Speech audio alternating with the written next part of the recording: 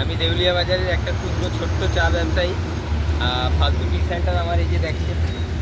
আর আমার কাছে চায়ের ভ্যারাইটিগুলো আপনারা জানতে পারেন, যেমন টেস্টা চা থেকে শুরু, তারপরে আছে নবাবী আছে, যেটা বেস্ট অফ দ্য ওয়ার্ল্ড, একবারে স্পেশাল।